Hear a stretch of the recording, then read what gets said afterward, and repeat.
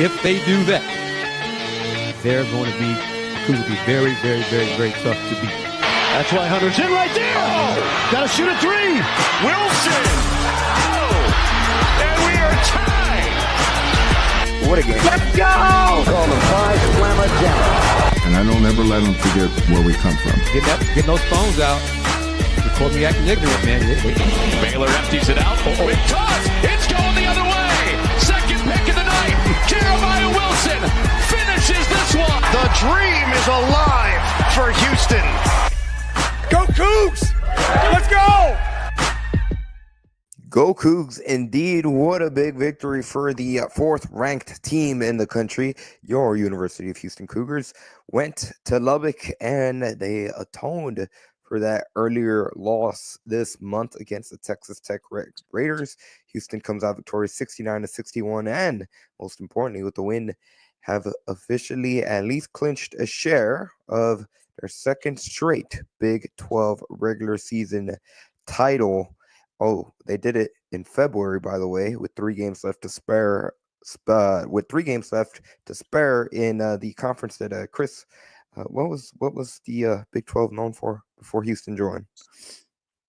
Don't matter now. It's the Cougs conference. That's all I know.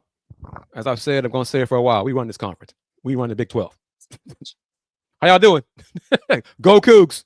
I'm doing great. Boom, boom. Appreciate the welcome back. I see if Uzan, oh my goodness, if Uzan plays like this, whoo. But let me say this, because technically, officially, the Cougs have clinched a share of the Big 12 title, regular season title. Yep. But because they don't play Arizona a second time, they have won the regular season title. Because even if they finish in the tie, the Cougs won the tiebreaker. So in my opinion, they're the Big 12 champs, period. One more win to make it all kind of official, all that kind of stuff. But the Cougs are the number 1 seed, as Crabtree says right there. They're the 1 seed for the Big 12 tournament. In terms of being official, technical, yes, Arizona can finish 16-4 if they win their last 4 games and the Cougs lose their last 3 games. But even if they finish in a tie, the Cougs win the head-to-head tiebreaker. So for the second straight season, 2 years in, the Houston Cougars are Big 12 regular season champs.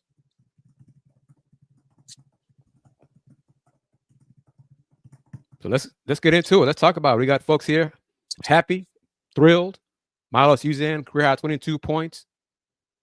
Clutch 3-point bucket. Made his free throws down the stretch too. It's kind of good too. Thinking about it, the first matchup, he had a chance to put the Cougs up 4-5. He missed the front end of the 1-1. Now he made 2 free throws to wrap it up. Solid performance. Solid performance all around. Great performance, Kris. Yep. It's solid. Great performance. I was waiting for you to talk, man. That was a great performance. And let's say this. That was a great performance. And let's add into this. The Cougs won this game. The guy who had been leading them and carrying the last few games, LJ Cryer, scored 5 points. And they still won this game. Uzan scored 22. Juwan Roberts, tonight might be an aberration. Hopefully it's a sign of things to come for the tournament. 10 for 12 from the free throw line by Juwan Roberts. Mr. Big Texco. See, sometimes you just never know. He made his free throws tonight. It's a great win. Great win. And the Cougs are Big 12 champs. What was the stat? Toward the end of the game, the first team in 100 years to win 2 regular season championships, the first 2 years in a conference, in a, major conference, power conference, whatever. It all counts. But yeah. Any given night, you never know who's going to step up and get it done. That's what makes Houston so great. I mean, you can put J1 on top of the scouting report, LJ on the top of the scouting report, and we can still beat you from 3 or 4 different players. I think that shows to just the team effort. I mean, even when with a quote unquote go-to guy, even in years past, there's still been this team aspect to share the ball in which the ball is never sticky, and this team really embodies that. I mean, Milos, he was spectacular. I mean, he was spectacular, and we've been calling for this all season. But over this last month or two, this is the Milos that I've been asking for. And then even in the points for me, the points is the cream on the top. For me, it's just the mindset, the aggression, looking to get to the basket, aggressive, using his body, using his frame, getting a shot up on the glass. Just that aggressive mindset can propel us to the next level and help us cut down the nets, because we showed you LJ can go off like he did last game. Emmanuel can go off like he did. And so with Milo showing what he showed tonight, the floor spacing is going to be there. You got to respect the shooters. You know what J1 can do on the inside. Then you got the dual threat with JoJo and JV is rebounding, shot blocking. I mean, Milo's. Hey, this is basically the same team from last year with Milo's hitting his form right now. And I'm loving what I'm saying. And the Cougs, I didn't like Terrence Arsenault fouling jump shooter, 3-point shooter. JoJo did the same thing down the stretch. JoJo fouled out. He's just so aggressive. He's too aggressive. He's got to learn to control himself. Do a better job. And one of his fouls was no, loose ball foul. We said that. Yeah, nah, it was the one where he went for the block. It was like he really just helping on it, and it wasn't really his fault. Yeah, a tech defender got right under, or offensive player got right under. Yeah, it really wasn't his fault. And so some of them, I'm like, okay, he's just giving effort to help a helper. But I'm still with you, Kris, because we talked about that. But as Fluff, and we're waiting, hopefully Fluff can join us. But as he said, as Coach Sampson has said during his tenure here, he'd rather have to tamp down a player rather than amp up a player. So yeah, we don't question JoJo's aggressiveness. Yeah, he'd rather tame a dog than have to make a dog. Yeah, that's Fluff's analogy. And Kelvin Sampson early, they drew up plays to get JoJo Tugler scoring offensively. First play of the game, set up, JoJo goes. It's one of their go-to plays that they like to start games often. Gets the basket and they kind of start rolling from there. I think JoJo's the one that hit the first 4 points of the game for Houston. He's developing a nice jump hook.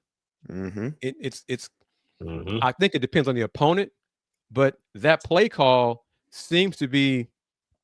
Y'all remember when Breon Brady was here? Every game. Yeah. Every game. You start the game going right to Breon. First play of the game, going to Breon in the post. He was doing it with Fabian White too. So, that's something that the coaches see. And I think Milos, it depends on how teams defend the Cougs, or whether Coach Sampson and the staff believe they have a favorable matchup. If it's down low, they go to Juan Roberts or they go to JoJo. If it's whoever guarding Milos, we'll get the ball to Milos. If it's whoever guarding LJ, we'll get the ball to LJ. So one of the things that Dayon is, he's right on point. Coach Sampson, he calls the plays based on how the game dictates it. And if there's a matchup, he's going to go with that matchup until they stop it. And Milo stepped up. He was great tonight. So it was just great. And 16-1 in the Big 12, man. 16-1 in the Big 12. 3 games to go. Yes, if any Texas Tech fans chime in and join us on this edition of Let's Rage Coogs, we know Chance McMillan did not play and Darian Williams. Yes, we know all that. You still had guys step up for Texas Tech. And I'm not going to be petty. They beat us last time without their best player. So I don't want to hear none of that. So you can't have it both ways. You won without last time. Well, he played. Other guys didn't. But last year, the Cougs were without Terrence Arsenault and JoJo for almost the whole season, January on, and still won the Big 12. So you can't have it both ways. But Texas Tech is a very good team. That crowd was crazy. That crowd was crazy today. That crowd, man. I'm glad you said that, Andy. Man, some of the Saints. I was thinking that, and I went to UH. Do we not have on it? It sounds crazy to say this, but do we even have those type of students, or like, do we not get those type of fans? Like, even a student, maybe it's just small enough. I mean, it's not No, big enough because, it's they like, don't have enough man, it's student sections for that. okay. Because I You know mean what the I'm trying student to say? section on the floor is like 300 on the floor, and then half of one Yeah. section. So that's one of the issues with not having 10,000 plus capacity for Tita Center. You kind of limit the amount of students to attend the games, because you had two sections of students, it wouldn't be a problem filling them up. That's for sure. Then you'd have a completely different vibe and atmosphere inside the building, but that's not going to happen, unfortunately. Yeah. Yeah. But Must it's a win though, great. man. We had sorry, brother. Okay, no. Fluff is going to join us momentarily. So, but and it's 13 straight road wins, right? 13 straight in the Big 12. 13 straight road wins, and it's not the Cougs did not play perfect ball. There were times in this game, because both teams have played so physical, you could see the effect on both teams that they played Saturday. The quick turnaround, it takes its toll. So it wasn't picture perfect offense at times, but both teams got after it. They competed, they hustled, they got on the floor, physical game. And tonight, Texas Tech fans wearing those shirts, the Cougs were the tougher team tonight and are the Big 12 champs. Period. Well, to your point, Kris, you're right. Every time a shot went up, it seemed like all 10 players on the court were crashing after the board. And that's one of the areas that Texas Tech, Houston's kind of fortunate that they didn't get killed or it didn't hurt them as much. But Texas Tech, very rarely do we see the 17-7 offensive rebounding advantage. Now, granted, Texas Tech missed a lot of shots in this one, in particular in with threes. They went 6 for 30 from 3-point line. And it's kind of interesting. It seemed like a lot of times that was give credit to the Houston defense, because a lot of times that was literally the only shot that was there for the Red Raiders. But man, I have never seen a team take that many threes on such a bad percentage. Like, it's not like they were draining them at a decent clip. They were shooting a lot of threes and they were breaking a lot of them. And that's part of the reason why they got so many offensive rebounds. But every time those shot went up, it was car crashes left and right between both teams trying to battle for those boards. Tech Elijah Hawkins was 2 for 7. He takes tough threes. He doesn't take really good threes, but he made 2 tonight. He made 4 in the first matchup. I think the 2 for 7 tonight was more who he is. But Chris Anderson was 0 for 6 from 3. Their best 3-point shooter did not get enough touches, in my opinion, Mr. Walton. But even he struggled, 4 for 11 from 3. Check won the boards in the second half, really by 6, 22-16. But overall, they only outscored Houston 12-10 in second chance points. So even though they've got 17 offensive rebounds, they only scored 12 points off of them.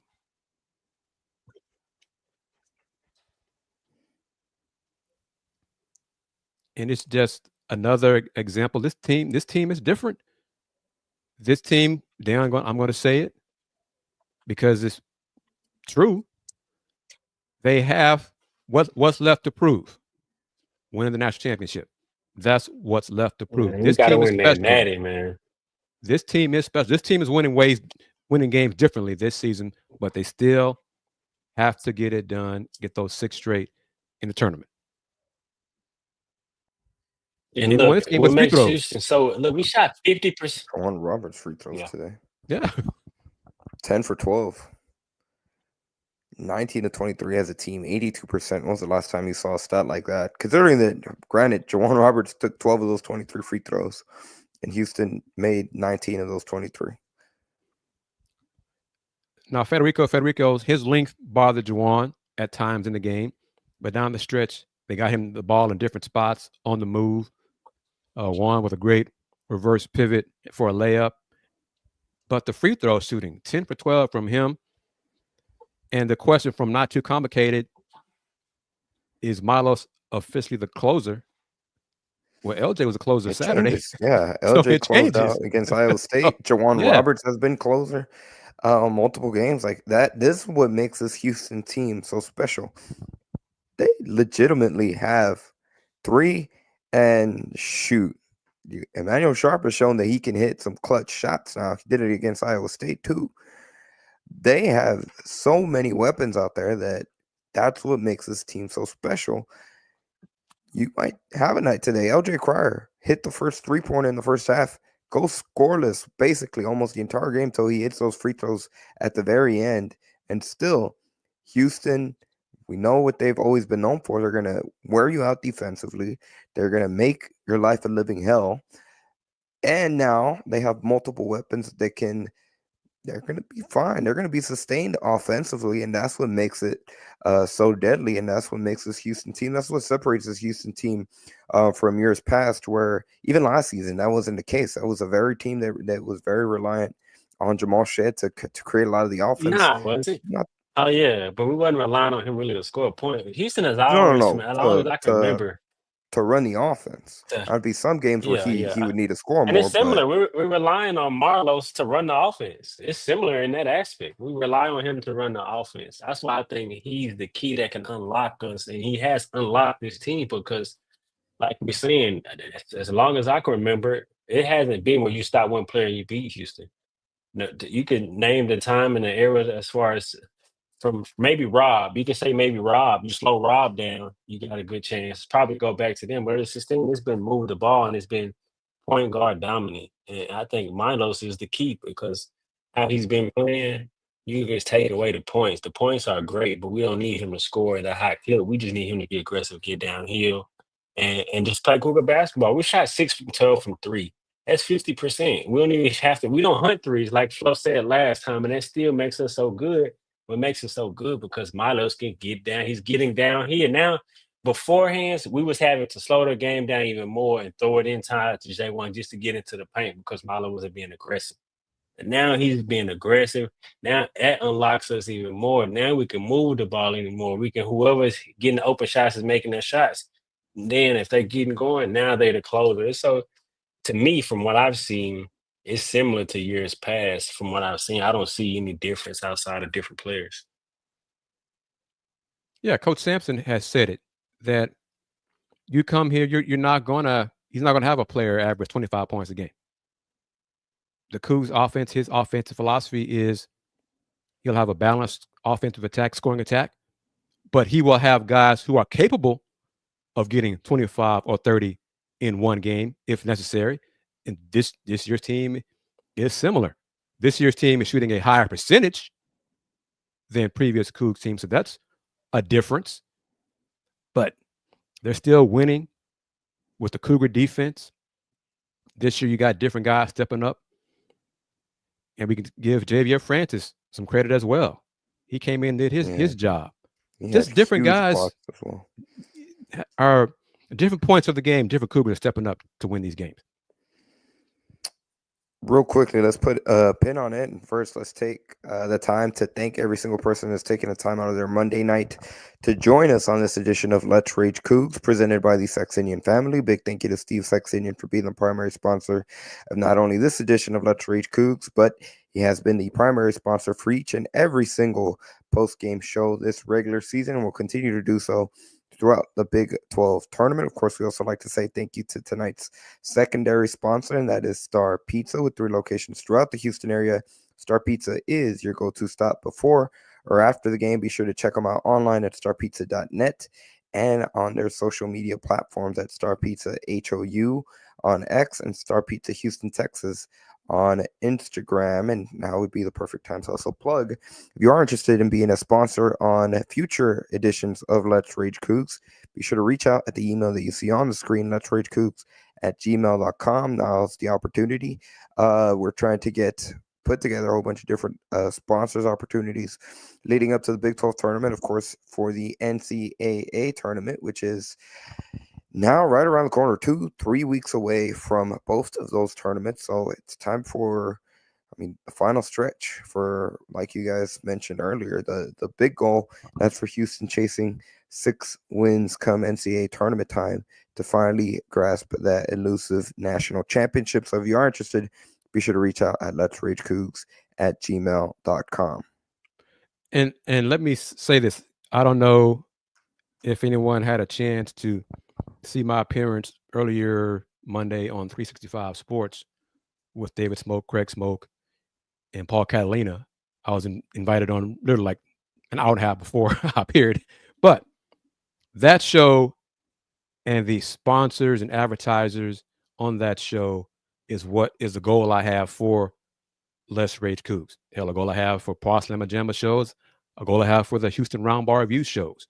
They had advertisers leading into segments, leading out of segments, sponsor on the ticker going across, sponsorship ideas, just everywhere. So, as Andy stated in that email, and yes, 365 Sports has been around longer, has a bigger platform because it's been around longer, has a really kind of direct tie with Baylor Athletics. That's really how it started.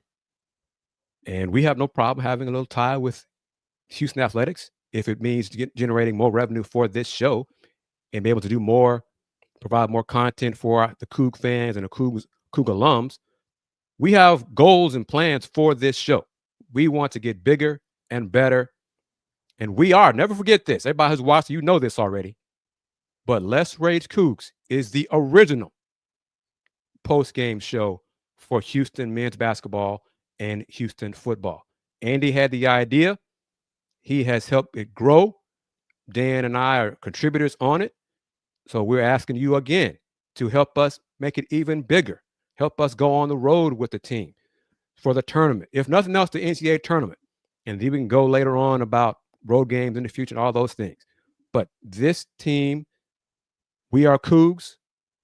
Support the Cougs as we follow and cover the Houston Cougars men's basketball team. Couldn't have said it better myself. To add to that, I mean, our objective is to spread Houston Cougars athletics. Like, we're a part of it. We're alumni. And so we want to grow. We want to help further the athletics, help further the eyes on it in every aspect. That's our goal. That's our objective. And so, like Kris said. And let me say this, and I'm not being petty when I say this, not too complicated question. I've reached out to them. I've spoken to the man directly about sponsoring this show. So let's be clear. We reach out to folks. We reach out to alums, businesses. What you see sponsoring us right now is who has agreed to sponsor us. So it's not like we only talk to 2 people.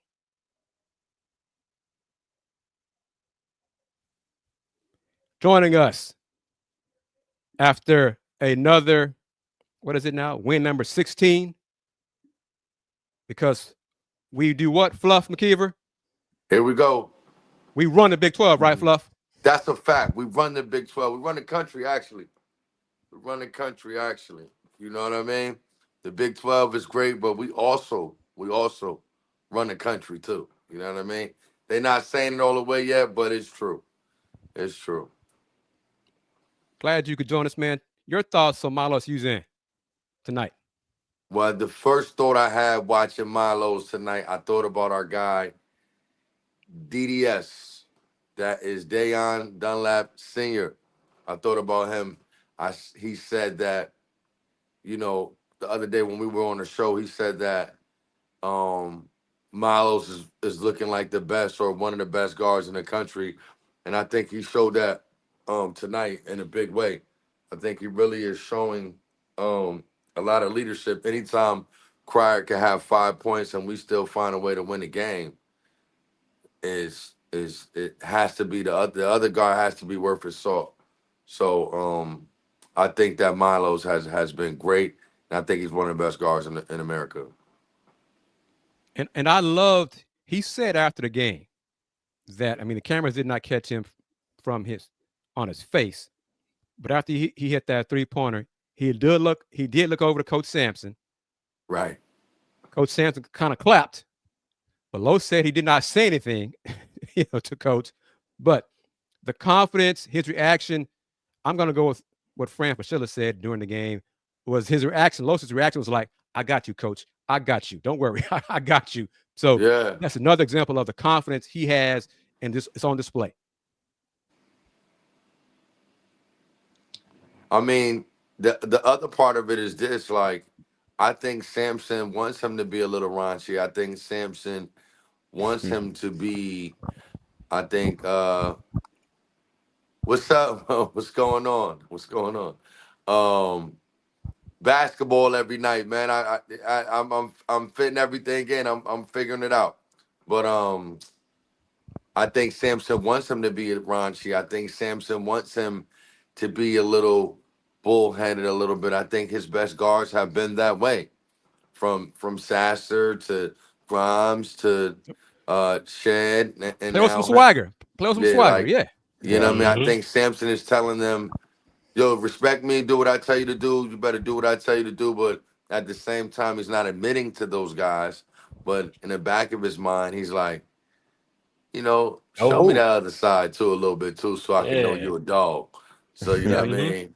Coach think Sampson, that's been great. He is hard on his players. Yeah. But once his players prove that they are worthy of his respect and that tough love, he will let them. He will give them that green light to go be themselves in games. He's okay with those mistakes from aggression. Right. Dayon, repeat Fluff's line, man. Go ahead, repeat Fluff's line. What he said about a dog? What is it?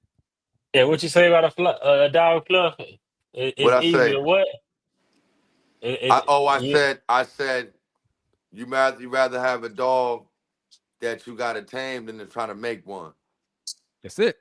So and right now, Milos is off the leash. He off the leash. Yeah. He ready to Hey, eat. you said it though when I first started coming on with you guys.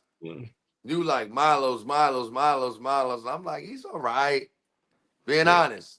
Yeah. And right. No, I'm with you. Man, he's done turned it up. He's done turned it up to another level. Cause I've been seeing it, but now it's like now it feels like he see it and he know it. Yeah, like he been having the moves. He got the but he wouldn't just go. Now he go. That's one his of the things. Body shoulder into it, create like who? I love that. Like he be turning me up now. Like he's turning me up. But see, that's one thing we touched on. Like let's go. Yeah, one thing you and I, Dayon, Andy, touched on is Coach Sampson, coach's teammates, as he said in press conferences, you know, Coach Coogs chose Milos because they believed in him. It took Milos a while to believe in himself with this system. And now he's playing with that confidence and that swagger. And you're seeing him attack the rim, taking those threes, knocking down those threes and getting after it. And he's just another tool in the toolbox for the team that Fluff says, and we all believe, is the best team in the country. Coach Sampson seems to go after those players who I would want to say I want like because they got it in them, but it's like he recruit players that I mean because he got it. All players still need to develop. Nobody's a finished product, but some of the players that just come in like they just got a bag and just get. I don't even want to say bag. It just got the it factor. He recruit players that got it, but you got to bring it out. And some players just come with it. Like Caleb Love, for example. He's one of those players, like, you ain't got to really tell him. He going to go get his, whether he go 1 for 10 or he go 8 for 10. He going to look the same way every game. And Coach Sampson, like, he gets some of those players who got that skill set, but he look like he got to bring it out of him, which plays into that whole development. We're going to develop you. We're going to work hard. We're going to, and all that type of stuff. And I'm going to touch on this because first half, Emmanuel Sharp and Terrence had breakdowns on defense. Both of them got lost their man on defense. So it wasn't just Terrence. You know, Coach Sampson. Raul, don't get caught in the moment, Raul. But yeah, it was just like 2 weeks ago. Last week, 2 weeks ago. Thank you. Talking about Emmanuel Sharp. So don't get caught up in the moment. Terrence is still one of them. He's I just like when he caught now at the foul line Emmanuel's. tonight. Caught at the foul line Yeah, tonight. He missed it. Boom. Stepped at him. Left hand. Stepped at him. Oh, stepped it back. You know what I'm saying? yeah, And he missed it, but the way he got back on defense, he didn't look at That's the it. bench. Nothing. Right. mm-hmm, Sampson looks at that. Do you right, believe in your game? Yes. Don't try to make me right, believe in your game more than you believe in right. your game. So Yeah, that was a big moment. You know, people probably don't realize it, but those are big moments when it doesn't go right and you're like, let me just get back. And I'm yeah. good. You know what I'm saying? Malik Wilson might be only 6 to 8 points that he had tonight, but those cuts and all that to the basket, those were big time. He scored. It seemed like every point that he scored tonight were like, and we're kind of crushing moments. Like, damn, he cut right there. You know what I Yeah. mean? So, Mm-hmm. They stopped a you few know, Texas Tech runs with some of his cuts and baskets. yeah. So Raul, Terrence is fine. Terrence is fine. What's up, Andy? How you doing, man? What's up, Fluff? I'm doing great. How are you? What's going on, man? You know, I ain't seen you in a couple of days, man. But yeah, talking about Tugler, we touched on it. Coach is not going to put a leash on JoJo because JoJo plays so aggressive. JoJo has to be smarter. Okay, some of his Body fouls control at times are when he closes out. aggressive, but the jump shot foul, the last one, the game was over, JoJo. Why are you fouling a 3-point shooter like that? You know, things like that. But he's got 8 points. He only played 21 minutes. That's on him. But Javier did his part. It's different guys stepping up. If JoJo's over aggressive, coach has confidence in Javier to go in and fill in and do the job. This team is deep and steps up when needed. It's so And crazy because JoJo has so much. Like he made a move yeah, today. He yeah. made a move today where he caught it. Boom. You know I'm into the moves. He came and he caught it, and he came with and he made it. He came with the left. Boom, put it in. I'm like, damn. I'm like, JoJo could be nice, and it's like, you His know, it slam just dunk be was like that nice. sometimes. His block shot on top at the rim was nice. Yeah, We all see it. Yeah. But he has, and he knows it because after he commits one of those fouls, he's like, damn, that's my fault. He's just got to. And that's why it's hard to take him off the floor. As much as I want Javier to play, because just look at they split minutes. Javier, if he started, he would be averaging a double-double. He would get double-double rebounds. He's just as good as a shot blocker. But like you're saying, those spots from JoJo, it's like, damn, it's hard to take him off the floor because you see it. But then I'd be like, you want it just a little bit more consistent. But that's why you come to Houston to help him develop and be able to play more efficiently in 40 minutes versus just because he just. But I'm with you. He like you see it, and he like damn. But then it's like, come on, JoJo, like. But yeah, it's like both. It's like yo, stay out there, JoJo. Yeah, but take him out, coach. Bring him back. You know what I'm saying? It's like it's like both, you know. So, but you know, yeah, because they combined for 10 points, 9 rebounds, 3 assists, and a couple of blocks. I mean, that's the starting five production right there for the Cougs. You know, but he got the length and he got the anticipation in reference of shot blocking. He got that for sure. But I'm with you, Mr. Big Tex. Well, hold up here. Let me see this. The stats. Okay, yeah, because Javier blocked the JT Toppin shot too. Let's not forget that either. You know, so yeah. Mm-hmm.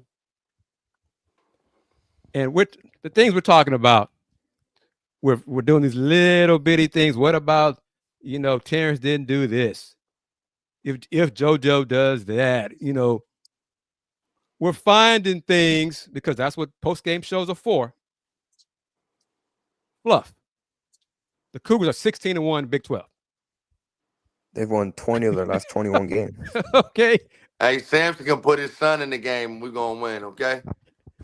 I mean, so I'm just saying. I'm like, I get what you're saying, Kris. Like, we don't have to.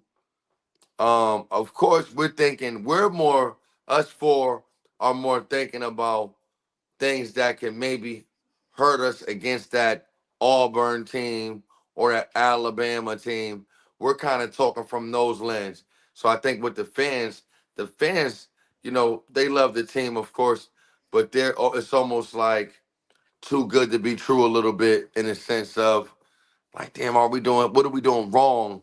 Instead of more of, look how many things that we're doing right and we're winning.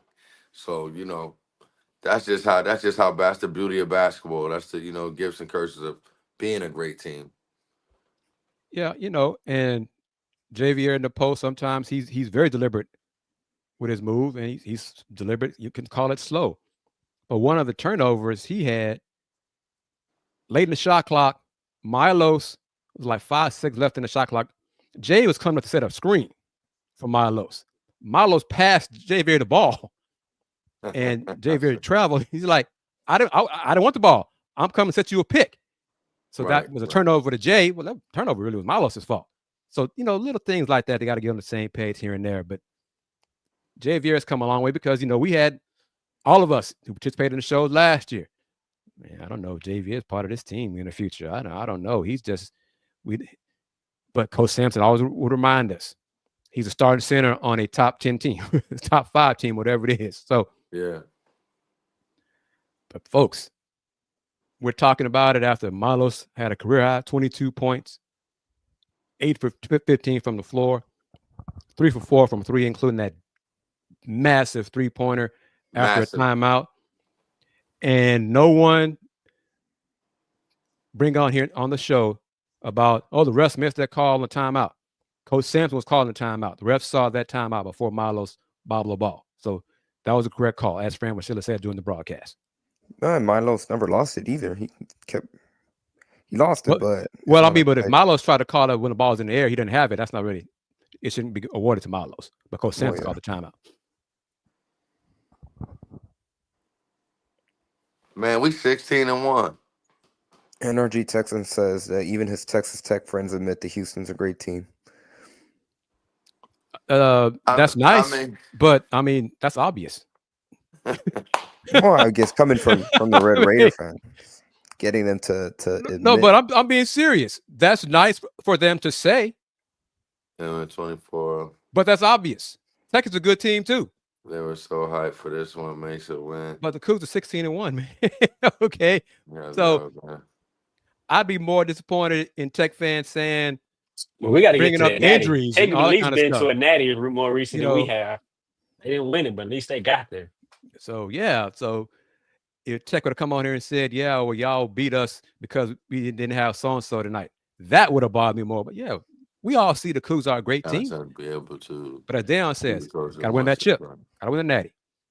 Wow. I mean, well, that's kind of like we don't know who will be the successor. Now he's the coach in waiting. Huh? That's part of his contract. It's part of his contract. But you know, stranger things have happened. Oh, somebody asked me this Saturday because it came at it from a different viewpoint. We touched on it in a previous show. Or I'm being positive, which is rare for me, put in universe like Dayon does, when the Cougs win the championship this year in April, do y'all think Coach Sampson will retire or come back next season? He trying to go back to back. Yeah, he going back to back. He trying to go back to back. He won this one. He want to go try to back to back. He get the back to back. That's what I said. That's what I said. If he get the back to back, then he gone. I'm with y'all. Yeah, like stop playing with. Like we said, Coach Sampson got pride, and like how they was talking about when the toughest team wins. Coach Sampson admitted it, but you bet your bottom dollar tonight that we was coming out ready to prove we the toughest team, and he get that net at night. That same pride, like what we got coming in, he gonna want to go back to back. Nah, I think I'm with. I agree with that. I talked to my people in New Orleans, and they said this kid. Big fella Kris. Yeah, they said that. They said big fella is the real deal. So he's the one. He's the one that's projecting one and done. Yeah, I think he's a lottery pick. I think potential. Yeah, he projecting one and done. And just think, that's another example of the continued evolution of this program from not getting 5 stars to not getting one and dones, great guard play. And let me just say it again, because it still blows my mind. How many straight games they won on the road, Andy? Dayon? How many in a row? 13 in a row on the road in the Big 12. 16-1 in the Big 12. Let's talk about this. Overall, won 21 of their last 20. 31-4. I think that's right. 31-4 in the last 35 games in the Big 12. 31-4. Hell, in the Big 12, period. Damn, that's amazing. Let's talk about this. How big and how great the conference is, because like you saying, as the game was going on tonight, they're saying that we might get 9 to 10 teams in. So that means that the way our conference is viewed is the best in America, and we're the best in the conference. That's close to what I'm saying as being the best team in America. They got us number 4 right now, but if you think about it, the SEC will probably get 5 to 6. Oh, no. They're gonna get like 11 or 12. 11 to 12? This year, overall, this is their best year this season. But the Big 12 has been the best conference for the last 10 years. Okay. And also how well the Great SEC point, Juan. did in non-conference. Yeah, that's why. Because because they destroyed the ACC and they beat up on the Big 12 in non-conference this season too. So, but yeah. So who is that we're speaking of? The SEC in non-conference. Oh, okay. But Big 12 probably would get around 8 teams in. Seems certain. Not sure about Cincinnati and BYU are the bubble team. No, BYU's in. West Virginia's kind of teetering, but they have some good non-conference wins. But the SEC at one point, it's not going to happen this way, but at one point they were talking about like getting 13 or 14 teams in. Now it's down to like 11 or 12.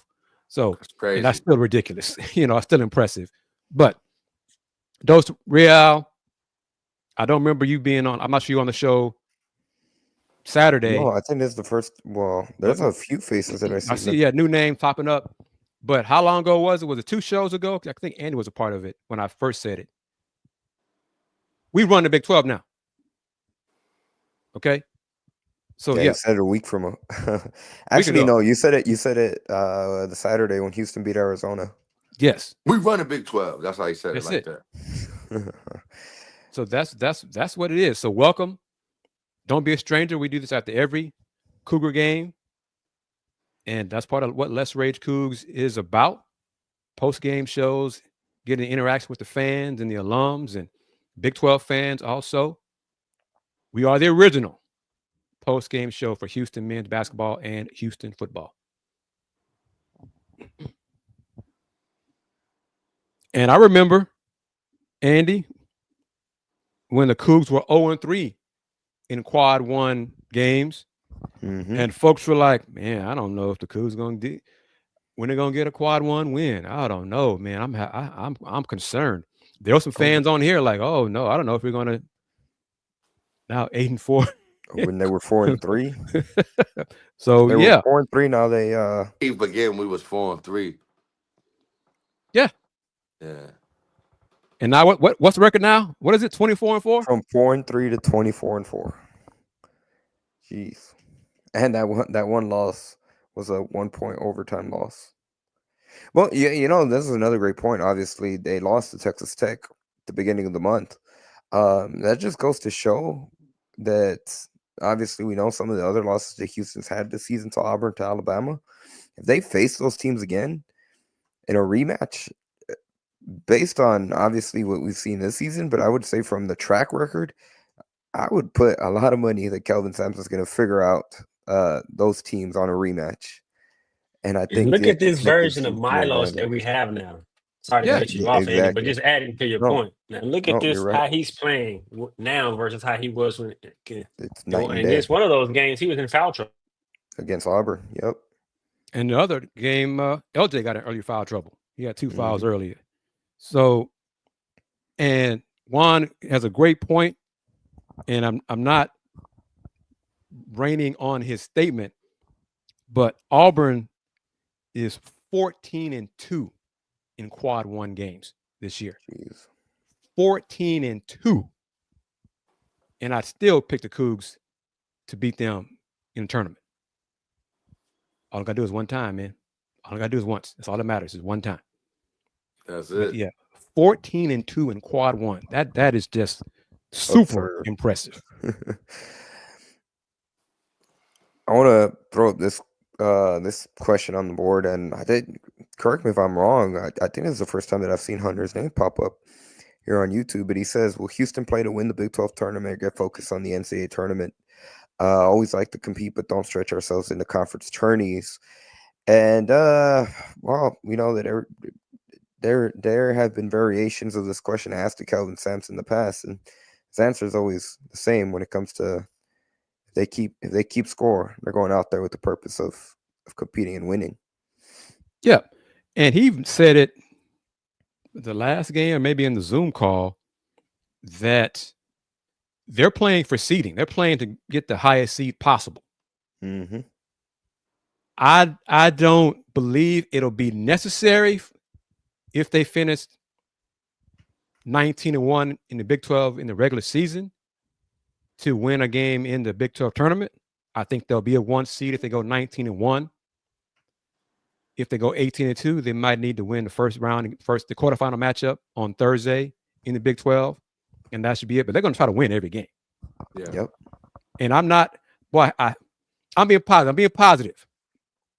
So everybody, knock on wood, whatever things you do believe in, this team is as healthy at this point that they've been in a long time. They keep it going because, Iowa State is a good team. But last year in the Big 12 championship, the Cougs were just running on fumes. They had nothing left, and Iowa State smacked that ass. But this year's team right now is the healthier one. Iowa State's going through their injuries. Texas is going through their injuries right now. We'll see how serious they are, injury-wise come Big 12 tournament. But most likely for both of those teams, Tech and Iowa State, if their key players are banged up, they're not going to risk further injury in the Big 12 tournament because they want to get ready for the NCAA tournament. That's more important to the coaches, the fans, the sponsors, Big 12 championship, conference championships. They're nice. They're events, social gatherings, all those kind of things. But the goal for Fluff, Dayon, Andy, all of UH fans, me, the team, the staff, administration, get those 6 wins in the NCAA tournament. That's 100%. One thing that I didn't like tonight from the announcer was when he said they're definitely a 2 seed. I didn't like that. So did you guys hear that when you? Oh yeah, I heard him say that. Yeah, they're definitely a 2 seed, and it's like, so to piggyback on Andy's point is, I think that we play it safe and we play it to win because we never know how the committee is thinking, and we can't judge that. Right. So only thing we could do is go out there, strap our boots, and make sure that we get the wins that we could get.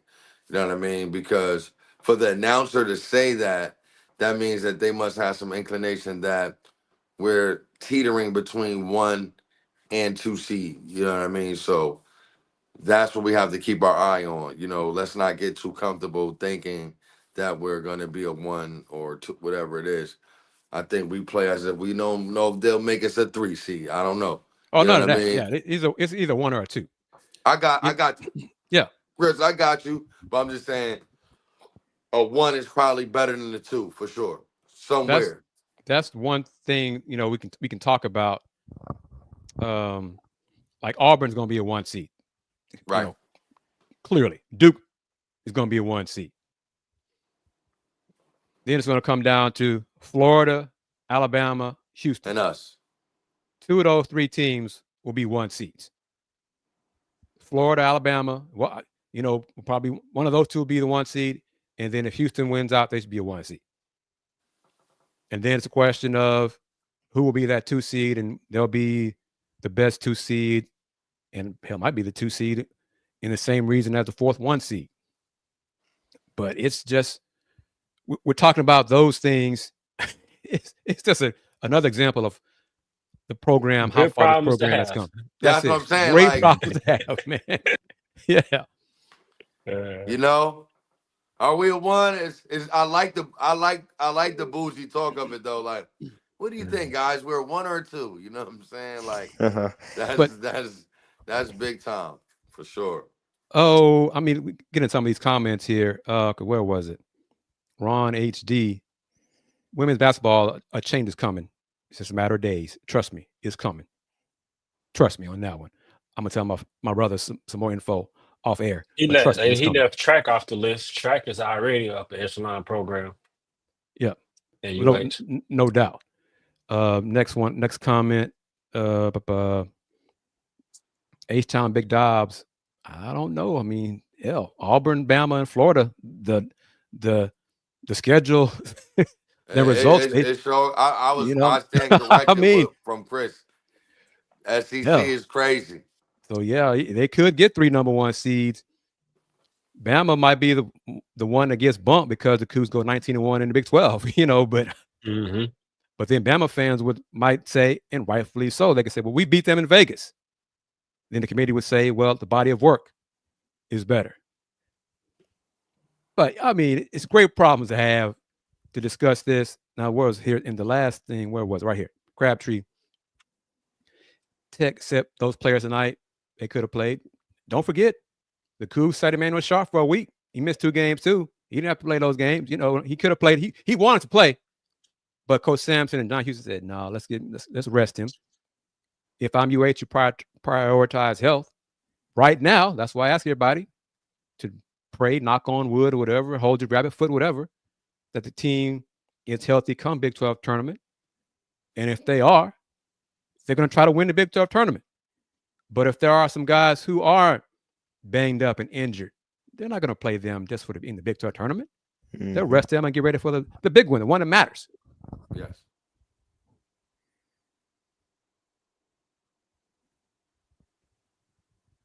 And what was this? The Northeast bias won't put SEC in the one line. But Duke going to be one. Duke's the number 1 seed. Again, Auburn and Duke are locked, I think. And then the last 2 number 1 seeds is going to come down to Florida, Bama, and Houston. And just go from there.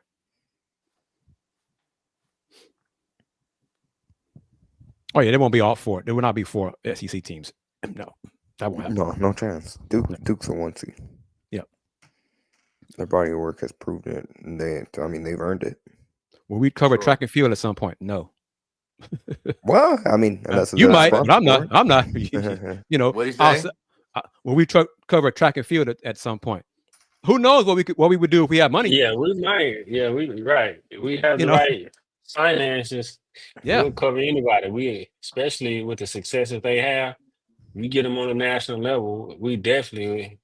You guys are tuned in. We got the We're same here for coach. y'all. We got the same track coach, right?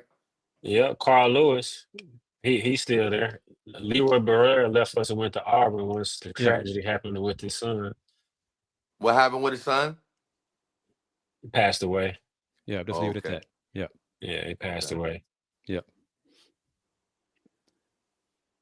But this is a good question.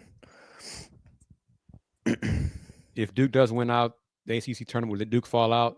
They haven't played a rank? No. No, that's something to consider. That's something to consider. Unless if they lost in the first round. Yeah, they lost the first round game, maybe, but no, their body of work is enough to be a 1 seed. That's why I'm with you because that's what the critics are saying. But our body's work is better than ours. You look at who we've beaten; they haven't but I'm with you. That's not neither here nor there. I'm with you though. That's because that's what the critics are saying. So we only can go by what we're hearing. Yeah, the ACC is down. No doubt. It is no longer a dominant conference. Yeah. That's factual. That's factual. Yeah. But what they did in non-conference, but what they did, but I'm with non-conference record is good enough to carry them. And I know Illinois is going down, dealing with stuff. But man, what Duke did to them on Saturday, man, oh man, that was impressive right there. But let's see, Duke Hell, Duke beat Auburn, folks. Yeah. Okay, so, so Oh yeah. that right there. They beat Auburn. They beat Arizona at Arizona by 14. Louisville is a good That's the win. body of her. They'll destroy North Carolina. Now, if they lose at North Carolina and they lose in the tournament, the ACC tournament, then maybe you got to see them having, those dings might get them off the 1 seed line, but that has to happen first. Yep. And again, we're talking about those kind of things. It's Right. Years ago, we were talking about fans were, man, our West Coast Samson will play a tougher non-conference schedule because tournament time, we're not sure what we're going to get as a seed. And man, the America's not a great conference. And in this, we might be an 8 or 9 seed. And now we're talking about being a 1 or 2 seed. Right. I mean, yeah. Well, on that topic, think about this stat that just popped up on my timeline. Coaches to win back-to-back Big 12 titles since 2005. Bill Self, Scott Drew, Kelvin Sampson. That's it. That's it. The list. That's the list. That's it. That's the list. That's it. Wow. And the Cougs, I didn't take a screenshot of it, but the Cougs became whatever the graphic was, the first team since 1923. Was it Idaho Vandals? I think it was Idaho, whatever it was, to win their first 2 years in a power conference. I don't know how you have power conference back in 1923. In the 1920s. Whatever. 2 years in the Big 12, 2 regular season championships. I'll take that.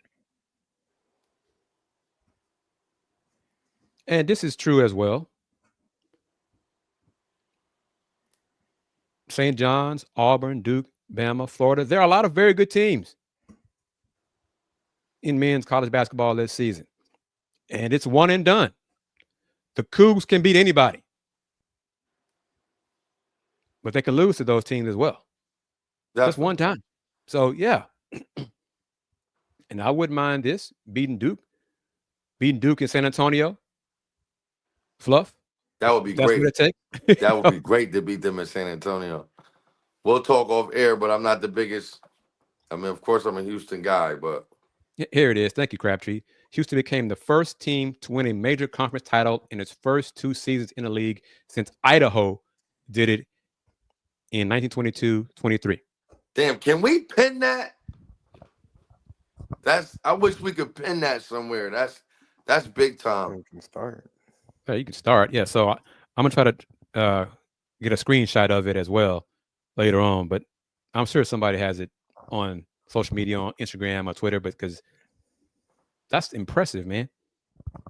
And not That's to complicate almost it. 100 years, man. Says it seems other Big 12 coaches are recruiting and mimicking the Cougs style of play. Big 12 has always been physical. Yeah. It's always been a physical conference. And the Big 12 has, for a while, had 4-star and 5-star players. Well, So I think people don't realize know. this too, that this is Coach Sampson's second run. Yeah, so he's been in the Big 12 before. He knows what it takes. Yeah. When I was a young boy. I don't know when y'all started watching college basketball, but Hollis Price wore number 10 and Quanis wore number 4, and they were hell at Oklahoma. I mean, they were hell to pay. So he kind of already knows the landscape of the Big 12 from years ago. You know what I mean? So it's like he's at a different school, but he's been doing this for a long time as far as winning in the Big 12. And one thing, folks, I started realizing the last few years in the American, Coach Sampson wasn't getting players for the American. He was getting players to win on the national level, the national scale. So when the Cougs finally got that invite to the Big 12, they didn't miss a beat. Now you're Yeah. seeing them get the 4- and 5-star players to come to the program. So they're evolving to that tier. But he's always recruited 6'8", 6'9" guys with long arms, athletic, guards that can rebound, guys that he can develop and get better. It's the blueprint of success. First big time recruit, Samson era at Houston is Nate Hinton, certified dog when he came in. When I seen him, I knew he was different. Ever since then, it's been up. And What do you Nate think was about it?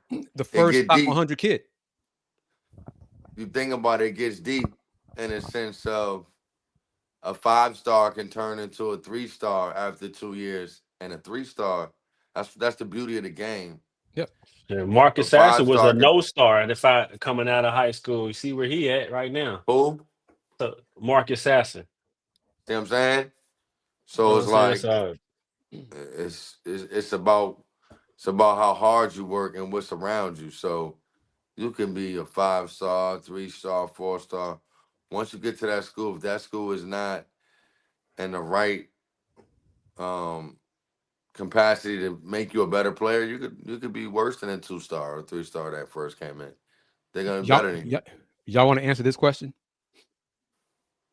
Y'all think true regrets leaving Houston? Not sure why he left. No, I don't think so. You live with your decision. Apparently, whatever went wrong for him wasn't a spot for Houston for him. Why regret?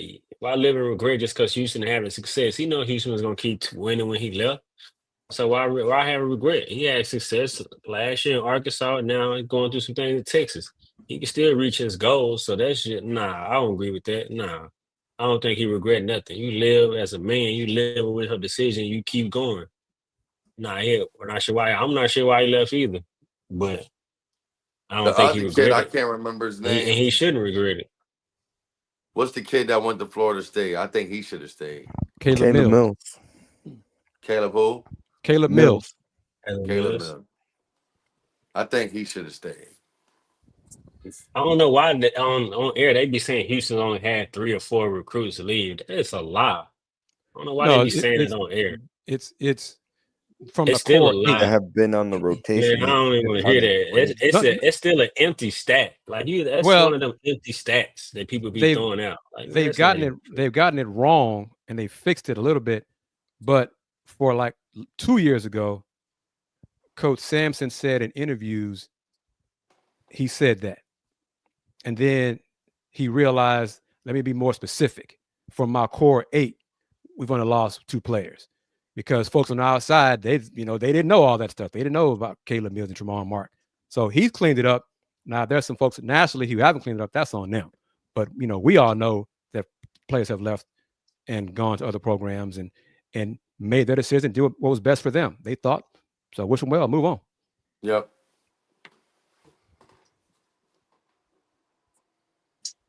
And Crabtree, Tremont got a million from Arkansas. Heard that. Hard to regret that. That's why H-Town Big Dobbs with this one. If Tremont stayed, he was not going to stay. Okay, trust me on that, folks. He wasn't going to stay. Kind of knew that I knew that for a while. I don't blame him. I don't blame him from what I saw. From what I saw that last year, how he played the game before they lost to Miami, man, he was cooking. And that next game, he started out 4 for 4. That's when, hold up. Man, I don't blame him. Yeah. I don't blame him. I'm Houston to the core, but shit, I'm still calling how I see it.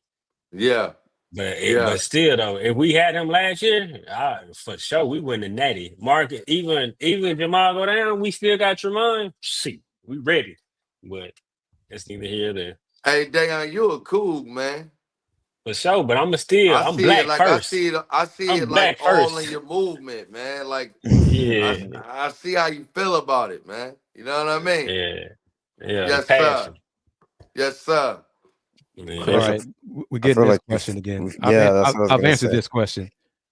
It gets asked every night. Oh, Cole Pete is not coming here. He's not coming here, man. Okay, it's either Arizona or Arizona State, and I think the third school is Oh, shit, my Texas. computer about to die. So it's not Houston, and that was as of last week. So Arizona State are the favorites. They're going to keep him in Arizona. And just think wisely when I say that. There's not much else need to be said about it. They're going to keep him in the state of Arizona.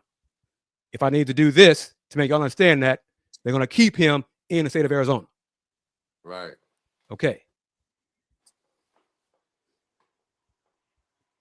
And I don't blame him for that. Okay. You do it.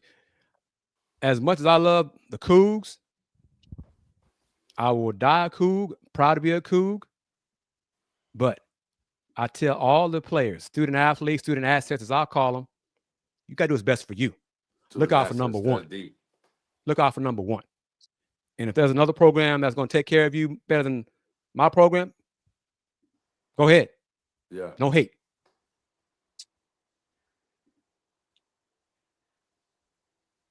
What station is the game on Saturday?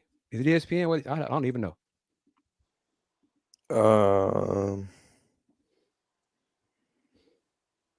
ESPN. Yeah, it looks like it'll be on ESPN, but let me double check. See if I can get to it real quick here. Oh, Google, they haven't updated the name of the Fertitta Center. It still says It's on venue, Hawthorne CBS. Pavilion. It's on Is it really? CBS. Yeah, CBS against Cincinnati. Thank you, Funny Hat. Thank you very much. It's on CBS. Yep, And CBS Sports. you know, the question about if Malos leaves this year, who will be the Cougs' backup point guard? Whoever Coach Sampson decides to get. I mean, questions like that. Well, to answer the question, I think you give it to the young fella. That's Coming coming in. in. Oh, yeah, but the backup, the question was backup point guard. It's going to be Kingston Fleming. Oh, backup. Yeah. But even then, you'll bring in a veteran point guard. The Cougs won't have any problem picking from top talent in the portal. Cream of the crop. Okay. So that's another example of this program has come. And Arenas is at USC. He can be at USC, right? Yeah. Gilbert's son Elijah, he can be at USC. Mm-hmm. But yes, the Cougs are at that level, nationally respected, develop players for the NBA. So players, they see, they're like, hell, I want to win too. I want to go play for Coach Sampson. So the staff, they're at the point now, no, young man, we don't have time for you. We don't have space for you here. Might be better for you to go somewhere else. But if there's somebody that can fit, Yeah. come on down. Let's come on and visit. Yeah, but it's not going to be an issue of who's going to be this. The staff will fill the roster out and be ready to go to They'll be ready to go next year. So,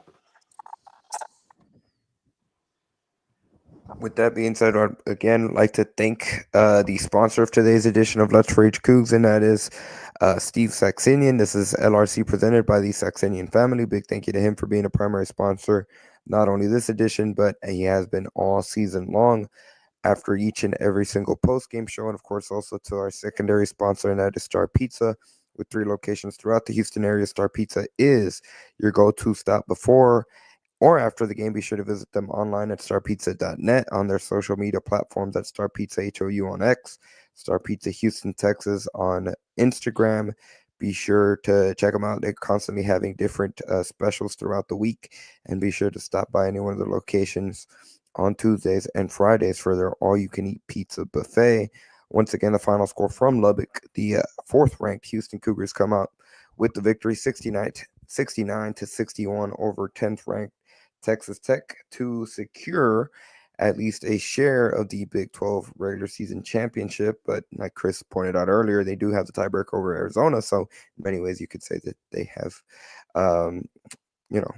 they have become the true champions of their own by tiebreaker. Cougs are the champion of the conference. Yeah. Exactly. And it'll become official when either Houston wins again or Arizona loses again. And so it'll become official when they're outright champions in the coming days, I would imagine. But that being said, just impressive again what Houston has been able to do. Like I listed off just a few minutes ago, only 3 coaches that have ever won back-to-back championships in the Big 12 since 2005. Bill Self, Drew Scott, Scott Drew, and Kelvin Sampson. That's the list. Only 3. And let me ask this, because I heard everybody said, and is the game, Saturday's game, on big CBS? Because the website says CBS Sports. So CBS Sports to me is little CBS. That's CBS Sports Network. So is it CBS? Big CBS? It says both. CBS. It says both CBS and CBS Sports Network. They probably simultaneously stream on both. It'd be on CBS and probably on both. So it looks like CBS. I mean, I'll be there. You know, Lord willing, I'll be there in the place. So, but last thing, what did Tech do to limit Crier tonight? Anybody want to take that? Nothing. Made him a driver a little more. And made him go into small pockets where wasn't really nothing there. But I wouldn't look too deep into it. He's been consistent. He only shot 5 times too, so right. I think they just Milos and a lot of the other players were hot too. Roberts had a good second half too, so you know. Yeah, I don't think Tech did. I mean, they may have thrown an extra body at him, shaded him more, things like that. But Coach Sampson did what he does. He goes to the favorable matchup for his team. And that was Milos, you know. And so that's what worked. And then necessary down the stretch, he went to Juwan and got him different looks on the move. So, yep, they face guarded LJ, but and other teams do that. It was another example of Tech or any opponent, okay, let's try to take LJ Crier out of the game. Right. And make someone else beat us. Well, Milo said, fine, I'll beat you tonight. Take this 3-pointer in the eye. And that's what happened. So big time. But a great win. 69-61, another road win, 13 straight Big 12 road win for the Cougs. Clinched, hell to me, won the outright Big 12 regular season championship. 2 for 2. And this, I agree. And I love the Cougs. Okay, truly, I love the Cougs, but I do not believe they would be 31-4 in the Big 12, 35 games. Never. Okay. So that I did not expect them to be this good. And as Jay Williams said Friday to the Houston media, yeah, that was big time. Success is one thing. This is dominance. The Cougs are dominating the Big 12. And I'm here for it, and I love it. And ain't no signs of letting up. Ain't no signs of letting up, man. We finna keep mashing the gas. Which is why, fellas and family watching the show, once again, we run the Big 12. Mm-hmm. That's a fact. And he keeps playing like this. My brother said it Saturday. He could be playing himself into a first-round pick. Yeah, he keeps playing like this. Yeah. Dayon, you're going to take credit for that when he walked the stage. You got it. I'm going to take credit. I know what my eyes tell me, man. Another great problem to have. I mean, folks, let's enjoy this. And the last thing, because this is the third golden era for Houston Cougars men's basketball. But let's hope this era does what the previous two were not able to do. And that's win the national championship. Because they got a great chance to do it this year.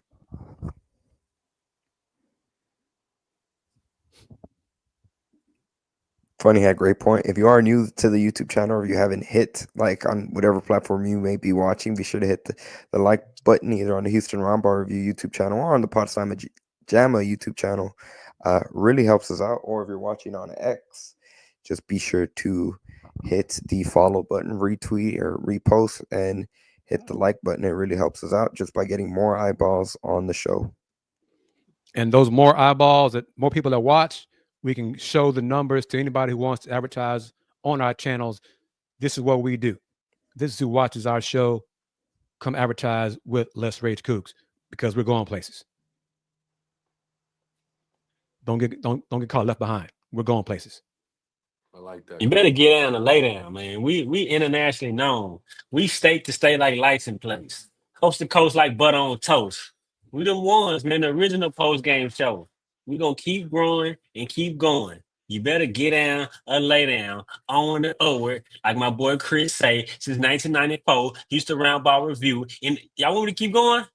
Yeah, I want you to do the part. I want you to do the part. That's a great clip. Quiet. Clip that for Twitter. I want you to do the part when it go global name. I don't know it. Go.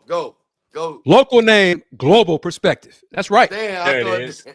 There it is. Because it's true. We got viewers chiming in from Germany. On this show. So, folks, global. This show, global. Internationally known. And we are the original post-game show for Houston men's basketball and football. We got Fluff joining us now. Fluff gonna do big things when he gets here. Next week, right? The Fluff. You know what I'm saying? I was talking about 17 points and only 67 games in the program. 1,434. Tied 8 to the fastest to 1,000 points in only 52 games. First in 3-pointers made in the season with 145. First in 3-pointers made per game in 4 a game. Fourth in consecutive games with 28 games with 3-pointers made. This ain't just no regular. This is a pro we got joining us. So you coming to get some knowledgeable analytics with a pro who's coming in and tying in the loose ends from just the sports talk, the casual sports talk that like me, Andy, and Kris. We got a pro on here with us, and he's a Coug legend. I appreciate that, Come man. on, man. I enjoy being I'm learning from you guys media-wise, though, I appreciate that, Dave, but it's amazing to see you guys, I'm learning so much about just promotion and what we do, you know what I mean? And let's get this one. Andy, because you saw it because you were not able to join us on Saturday. But what we said Saturday, yeah, I was thinking that. Andy, I hope you agree with us. When the Cougs win the Natty, we are not doing a Let's Rage Cougs. Well, let's answer this guy's question that night. Let's answer this question though. It's gonna be in the morning. We're gonna be too lit, Andy. No, this question: when the Cougs win the Natty, what's the go-to drink for celebration? Dayon, go. Man, all of the above. You can't mix, man. Yeah, you can't mix. I'm throwing the mix. Yeah. I'm gonna do it the right way. I'm gonna go get me some 1942, and we're gonna go all the way to the top. Well, I'm gonna do it a little more. I'm gonna do a little more laid back, but nice with the Grand Marnier. With the Grand Marnier or the Remy Ma. You know what I mean? So so we're gonna do it. That'll be me and you, Fluff. That'll be me and you. That's me and you. Yeah. We throwing Fluff in the river at the river walk. Yo, let's do it. Let's do it. Listen, you could go like that. You ain't even really hit me and I'll fall in there, man. We win that thing, man. So folks, seriously, Cougs win the national championship. We gonna have a blast. Like a baby if we win. Me too. Man. Me too. Yeah. It's gonna be ugly cry. Because we're all a part of the struggle, Like, man, y'all just don't know.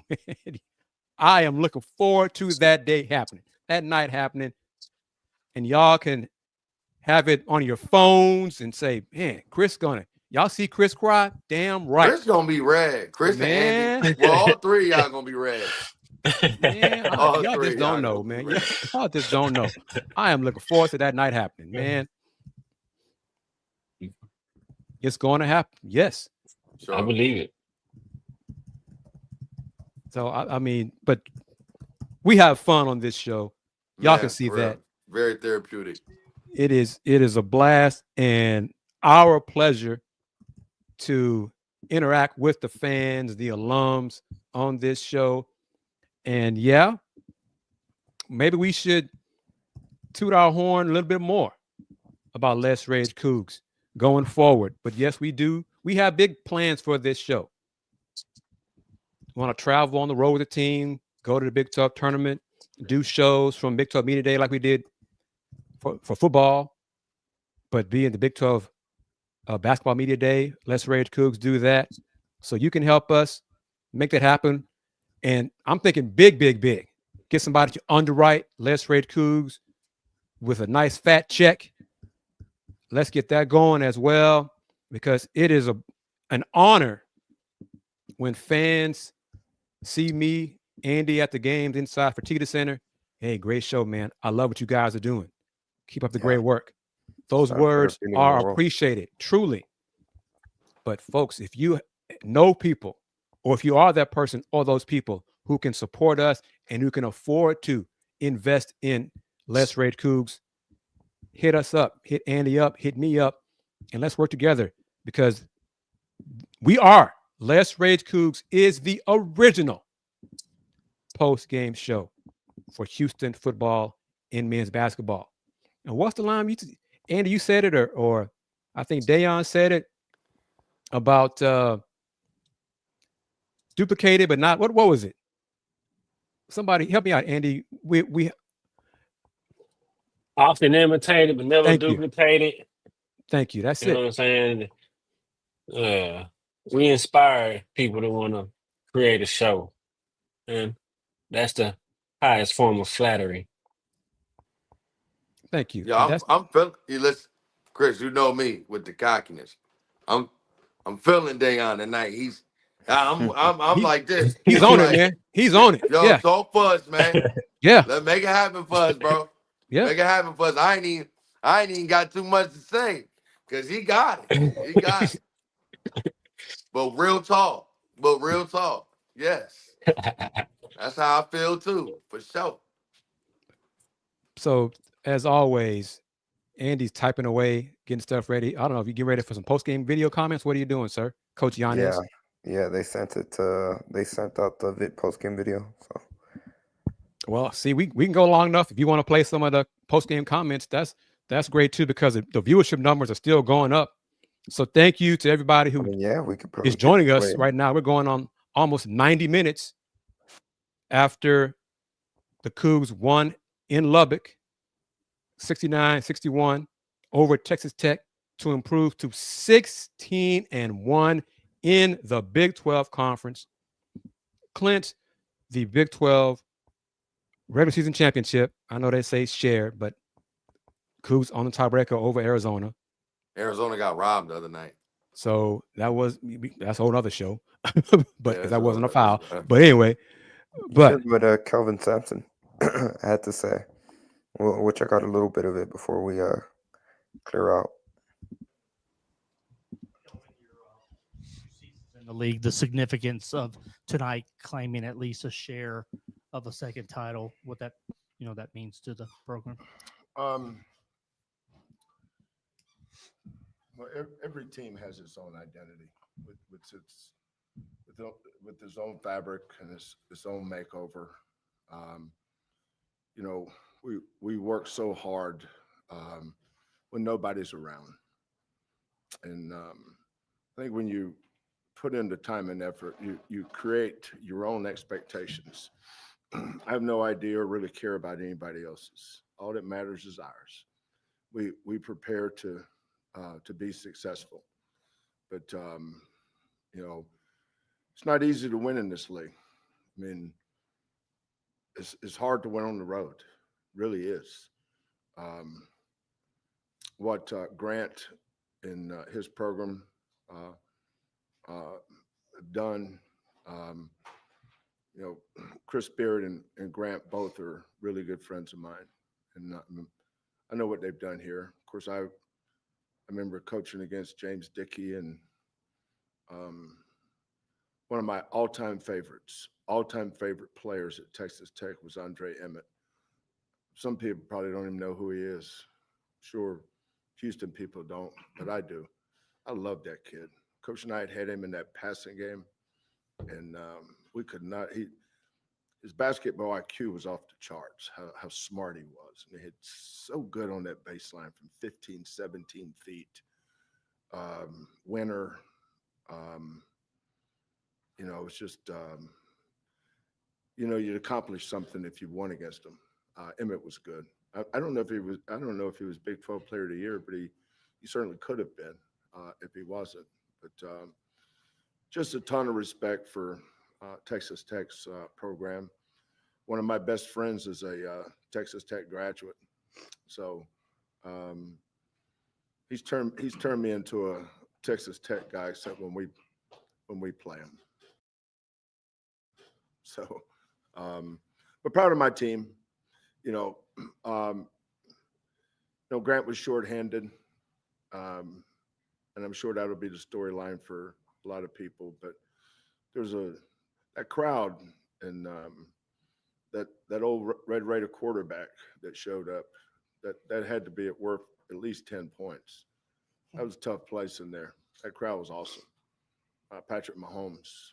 I had a little conversation with him on the way in. I have a ton of respect for him. So proud of my team. I don't even know what's our conference record. So 17. We got what?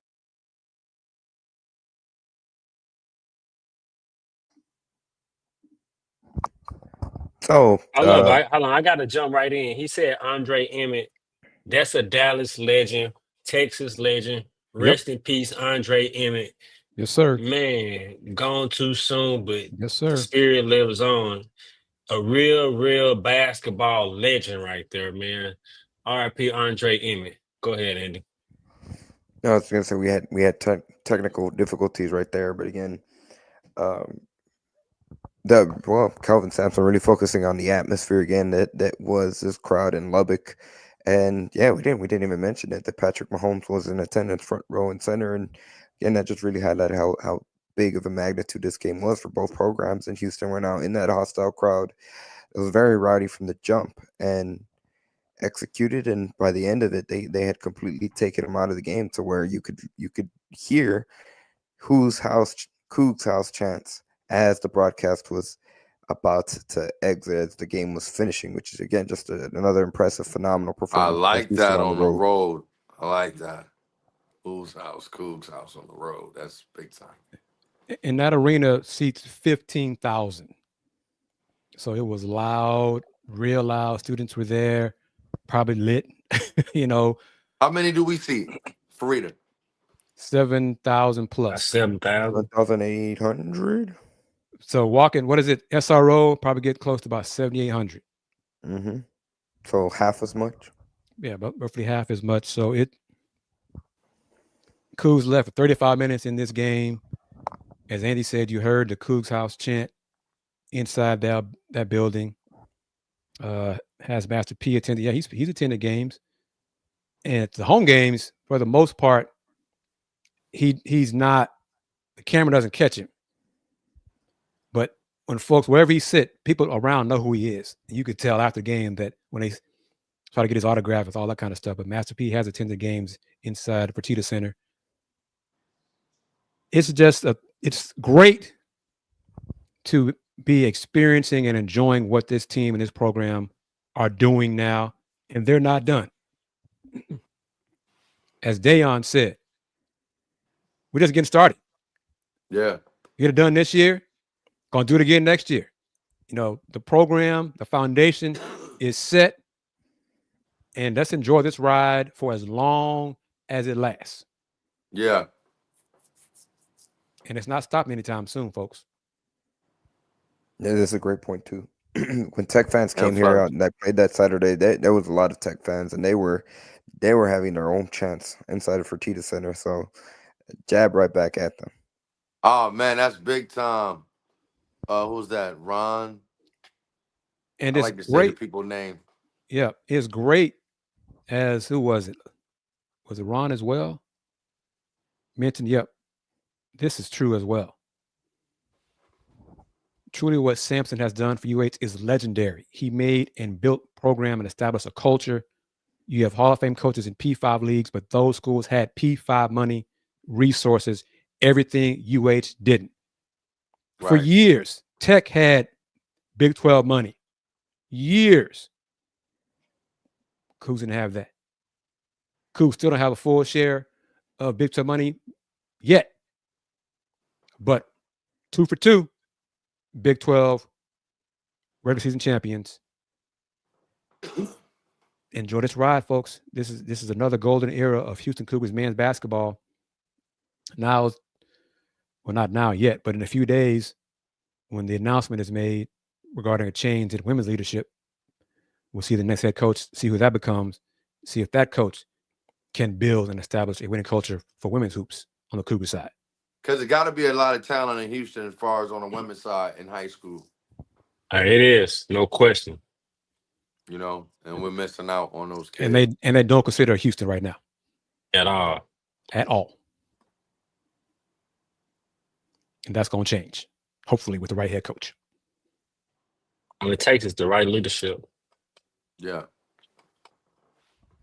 Well, with that being said, that's going to be a good stopping point for today's edition of Let's Rage Coogs. Once again, the final score from Texas Tech. Houston comes away with the 69-61 victory over the Red Raiders. Milos Uzan with a new career high of 22 points. Juwan Roberts added 16 points, 7 rebounds, and Emmanuel Sharp had 10 points himself. The Cougars will return to action this Saturday, 3:30 p.m. Central Time from the Fertitta Center, in which, again, depending on outcomes, could be seeing Houston cutting down the nets if they are officially outright champions of the Big 12 regular season. Big thank you again to our sponsors of this edition of Let's Rage Coogs, the Saxenian Family, and of course Star Pizza. Kris, I'll toss it over to you. Any final thoughts on where people can find you, sir? Thank you as always for everybody, for Dayon, Andy, Fluff. It's a blast to chop it up and talk hoops, winning hoops with them, as well as everyone watching on YouTube and Twitter. And we've said it a few times in tonight's show, but it's the truth.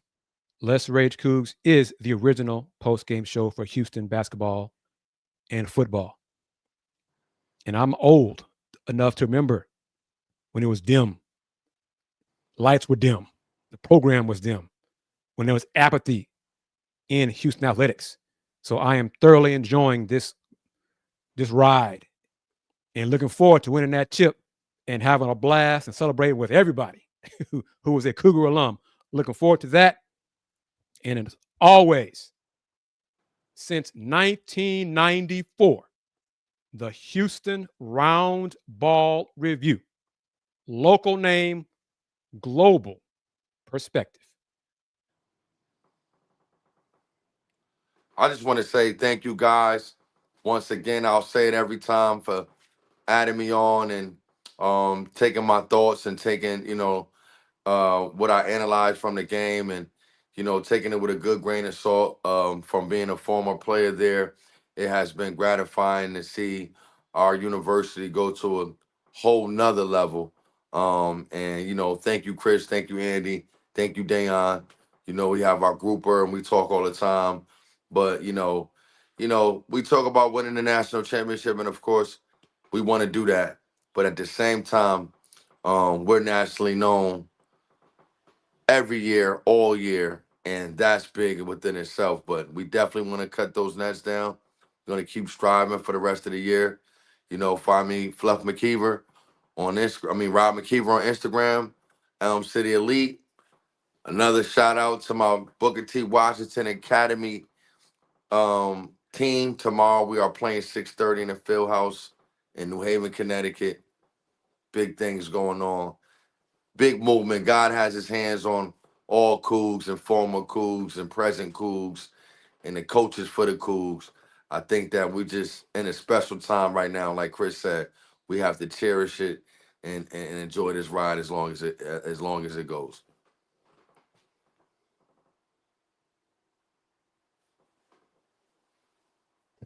We appreciate everyone who stayed up late for us. Numbers steady growing and growing and growing as we continue. So we gave you guys an extra 30 minutes to what we typically do. So for those who are looking to sponsor, looking to help us grow even more, it takes money. We need help. This is an independently owned show. We need partnerships to partners with us, continues to help us grow. Send an email if you want to sponsor inquiries. We can provide analytics and other data to show you the number of eyeballs that we reached on multiple platforms. And man, another win, back to back, Big 12 champs, international, man. We're international with this show. We're known, and we're going to keep growing and growing. And as always, go Cougs.